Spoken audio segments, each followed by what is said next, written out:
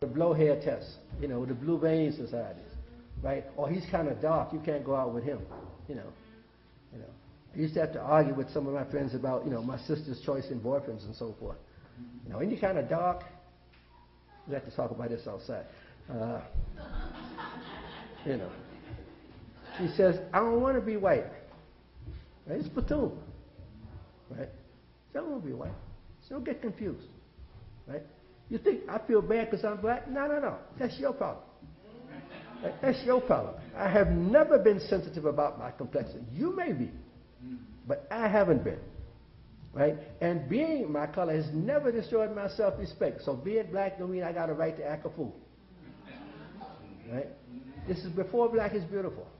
Think about it. 10 years before black is beautiful. She's saying these things, right? You know.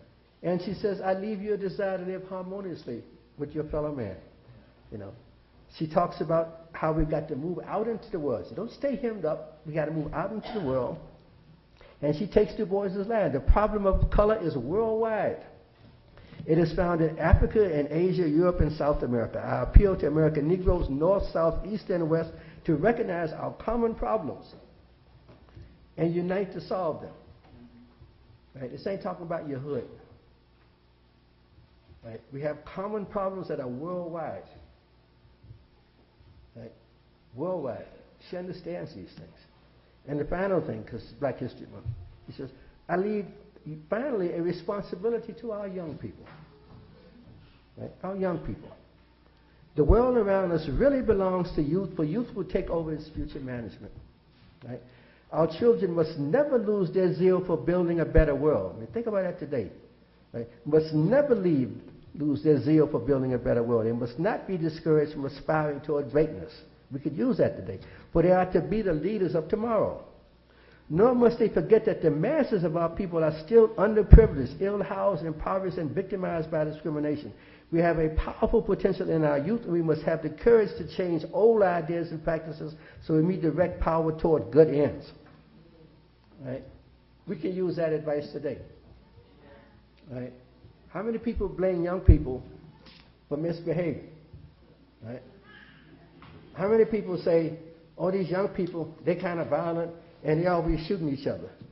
We're in a country where grown-ups spend $700 billion a year on guns. How are you going to come out of the Pentagon and tell young people they shoot people? Right? We have 100 military bases around the world. How are we going to say, don't be violent? Well, shut all that stuff down then. If violence doesn't work, shut down all your nuclear weapons programs.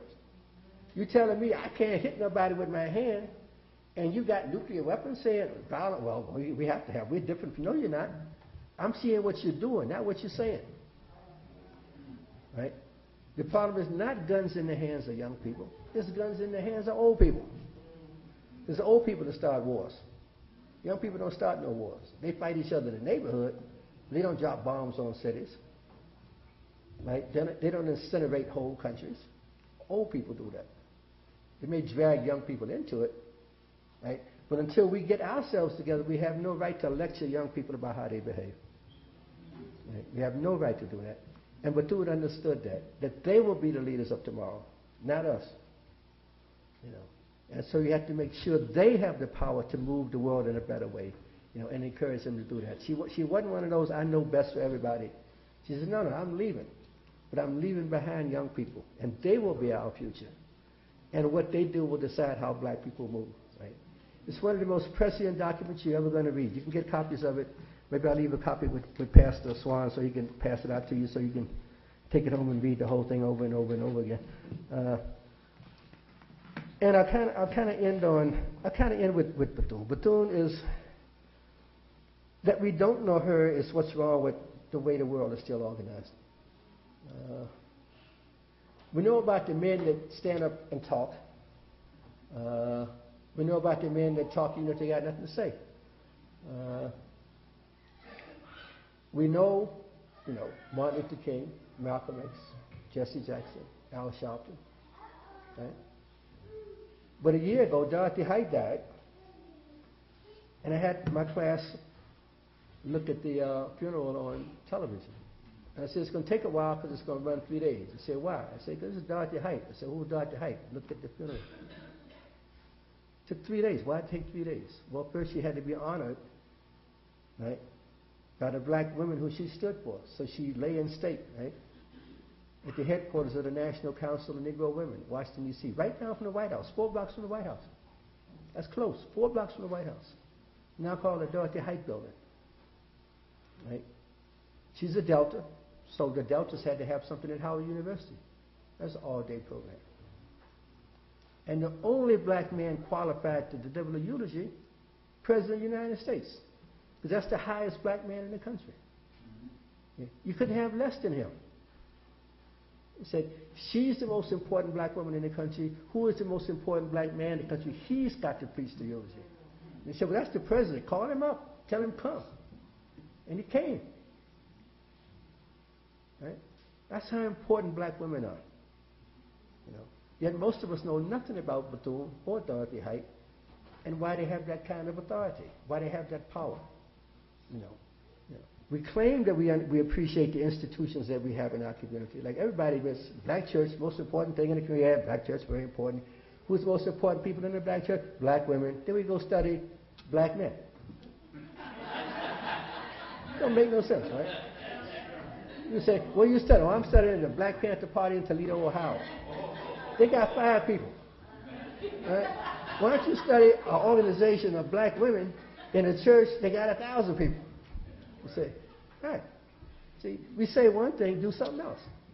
Right? That way we don't know what's going on. Right? The purpose of history is to try to get you to understand where you are so you can move forward. Right? Black people, black men, black women have always understood, even from slavery when we got here. Right? It is black women go, so goes black people. Right? They're not separate over here somewhere. They're not behind. They're not under. They're not over here. They're the center, right, of black people. Right? That's who raised the kids during slavery. You know, because the men were on other plantations. You know, the men might be sold away. Right? It's the women. You know, and when young people are sold into a plantation, it's black women that bring them into a new family and nurture them so they're not orphans. We don't have any orphans in the black community. And it's black women that say, no, this is your cousin. This is your sister. I know, you got one now. Right? Who's that living upstairs? That's your uncle. I don't know, you got one now. Right? You go to any prison, who's there on visitors' day? Black women. Right? They might be the only people that believe you're innocent, but they'll go every day. Like you may have 1 million eyewitnesses, you done shot 10 people, they got pictures. But your mama knows you didn't do it. Right? Or it's a mistake. Somebody looked like him. Right? Little Pookie wouldn't have shot all them people. Right? And so you go up there every day. If he's in there for 5 years, you go there every day for those 5. Every time you come up there, it's women. Right? It's women. Who raises the kids when the mothers and fathers are crack dealers? It's the grandparents. It's the grandmothers. It's something with your grandmother. Right? They don't get to retire.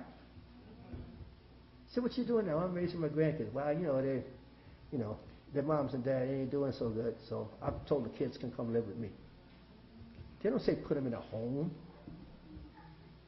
Oh, they ain't mine. I got nothing. I'm older. I'm going to retire and go to Florida. No, they don't say. They say, I got space. I got enough space. They can share this room. And we just double up and see how we can do. Right? Until we understand that role of black women in the history of our people, right, we're not going to understand how we made it, from where we came from to where we are now. And unless we empower and give space for black women, right, to use their resources, we're not going to make it into the future. It's just, there's no way to do it. It's impossible. And what I've been concentrating on in my work the past, few years is trying to get people to see that, to move your head away from looking at the people talking to the people that paid for the microphone. Right? Or to the person that gave them the suit that they wear, made sure their tie was straight, fed them after they finished talking, or might have told them what to say. Until we do that, we'll be studying what we think is the history of black people, but it won't be the history of black people, because the history of black people has to begin, has to be centered in the activities of African American women. Thank you.